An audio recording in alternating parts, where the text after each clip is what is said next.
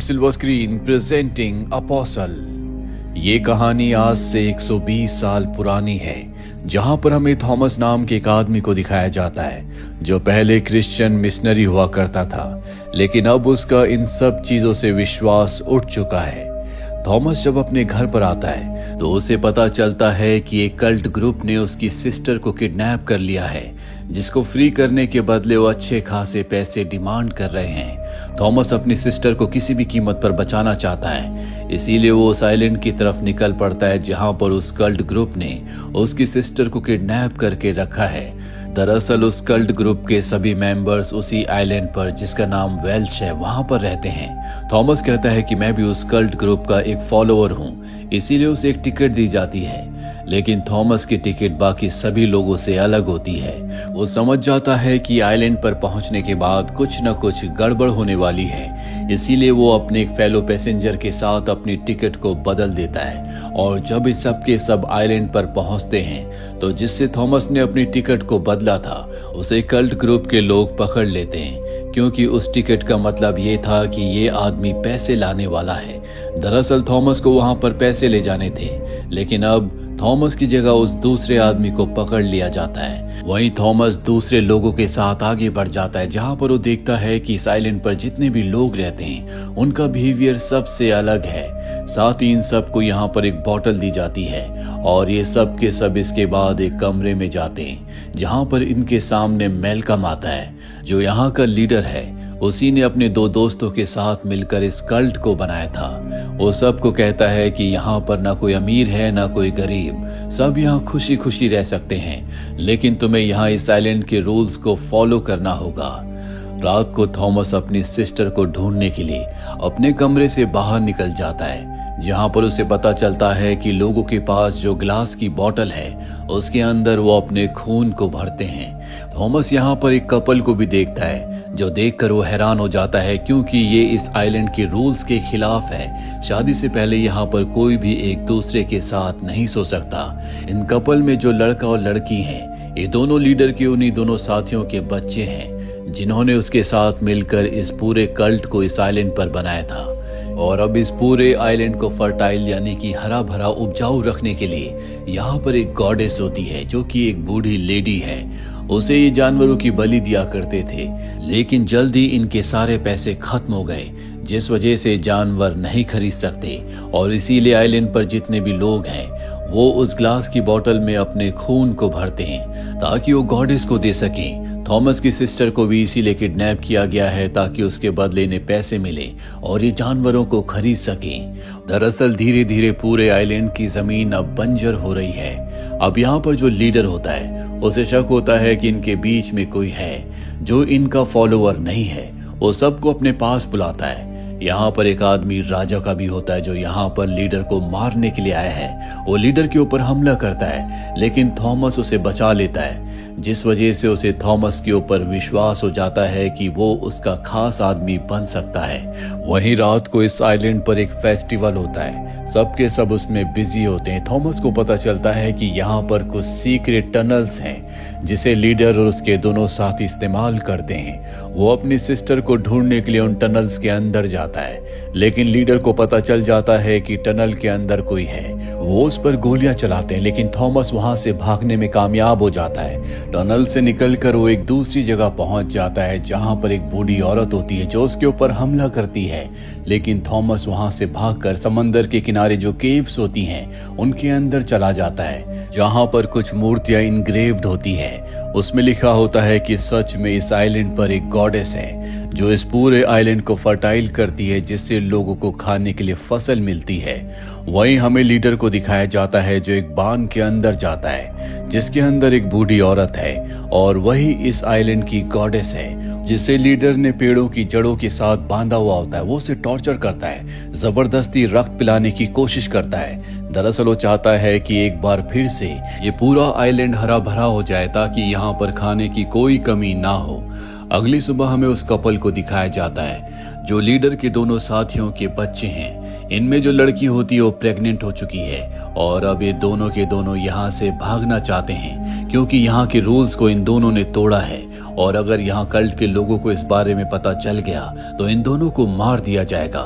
लेकिन इससे पहले कि ये दोनों यहाँ से भाग पाते, लड़की के पिता को पता चल जाता है, इसीलिए वो अपनी बेटी को खुद मार देता है और उसके कत्ल का इल्जाम उसी के लवर के ऊपर लगा देता है जिसने उसे प्रेग्नेंट किया था। उसे पकड़ लिया जाता है। थॉमस उन सब को रोकने की कोशिश करता है क्योंकि उसे पता है कि उसके साथ क्या होने वाला है, लेकिन थॉमस को भी बंदी बना लिया जाता है, जिसके बाद उस लड़की के लवर को सबके सामने मार दिया जाता है। तभी वहां पर उस लड़की का पिता लीडर के साथ आ जाता है। वो देखता है कि उसके बेटे को मार दिया गया है। वो चुपचाप वहां से चला जाता है और अब जो यहाँ पर लड़की का पिता होता है वो सबके सामने कहता है कि हमारा जो लीडर है यानी कि मैल्कम, ये एक फॉल्स प्रॉफिट है। दरअसल उसने ऐलान किया होता है कि वो एक प्रॉफिट है और अब उसे लड़की के पिता ने चैलेंज कर दिया है। वो कहता है कि अगर तुम सच में एक प्रॉफिट हो तो तुम्हें साबित करना होगा, तुम्हें थॉमस को मारना होगा। और अब वो अपने आप को प्रॉफिट साबित करने के लिए थॉमस को मारने के लिए आगे बढ़ता है। लेकिन वहां पर लीडर की बेटी भी होती है जो अपने पिता को ऐसा करने के लिए मना करती है, लेकिन वो किसी भी कीमत पर अपने आप को प्रॉफिट साबित करना चाहता है। लेकिन इससे पहले कि वो थॉमस को मारता, वहां पर उसी लड़के का पिता आ जाता है जो गोलियां चलाना शुरू कर देता है और कहता है कि मैं यहाँ से सीधा बान में जा रहा हूँ जहां पर मैं गॉडेस को मार दूंगा और इस किस्से को हमेशा के लिए खत्म कर दूंगा। वही थॉमस इस सिचुएशन का फायदा उठाकर यहाँ से भाग जाता है। वो बान में जाता है जहां पर उस गॉडेस को बंदी बनाकर रखा गया है। यहाँ पर एक सिक्योरिटी गार्ड भी होता है और अब उस लड़के का पिता यहाँ पर पहुंच जाता है जो गॉडेस को मारना चाहता है, लेकिन इससे पहले कि वो ऐसा कर पाता, गार्ड उसे मार देता है। अब यहाँ पर लीडर लड़की के पिता के साथ पहुंच जाता है जिसने खुद अपनी बेटी को मारा था और अब लड़की का जो पिता होता है, जो लीडर का साथी है, वो खुद लीडर को मार देता है ताकि वो यहाँ का खुद प्रॉफिट बन जाए। वही थॉमस को दिखाया जाता है जो अपनी सिस्टर तक पहुंच जाता है और इससे पहले कि ये दोनों यहाँ से निकल पाते, यहाँ पर गार्ड आ जाता है जो थॉमस को मारकर नीचे गिरा देता है। और अब जो उस लड़की का पिता था, जो अब नया लीडर बन चुका है, वो गार्ड से कहता है कि थॉमस को पकड़ लो।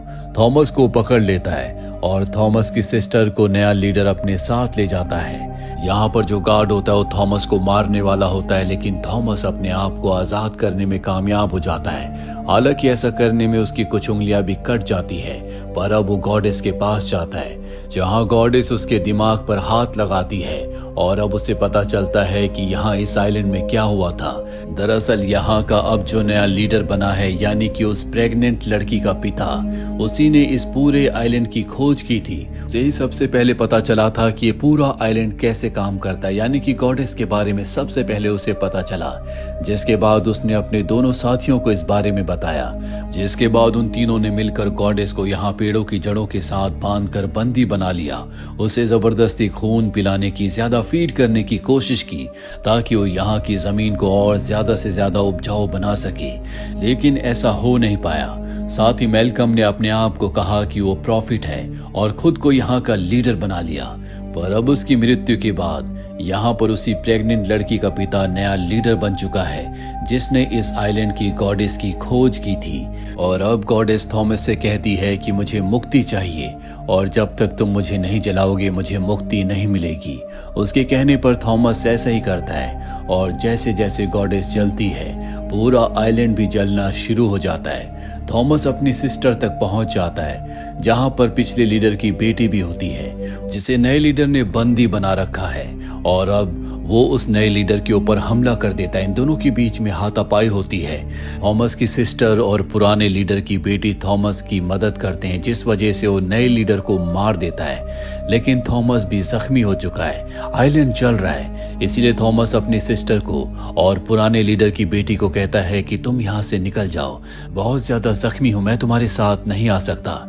इसीलिए दोनों के दोनों समंदर के किनारे की तरफ भागते हैं जहां पर आइलैंड के सब लोग बोट से यहाँ से निकलने की तैयारी कर रहे हैं। थॉमस की सिस्टर और पुराने लीडर मैल्कम की बेटी उस बोट में बैठ जाते हैं। थॉमस उन्हें जाते हुए देखता है और वो जख्मी हालत में जमीन पर गिर जाता है और तभी हम यहाँ पर पुराने लीडर को देखते हैं जो अब भी जिंदा है। हालांकि वो जख्मी है लेकिन वो पूरी तरह से ठीक है।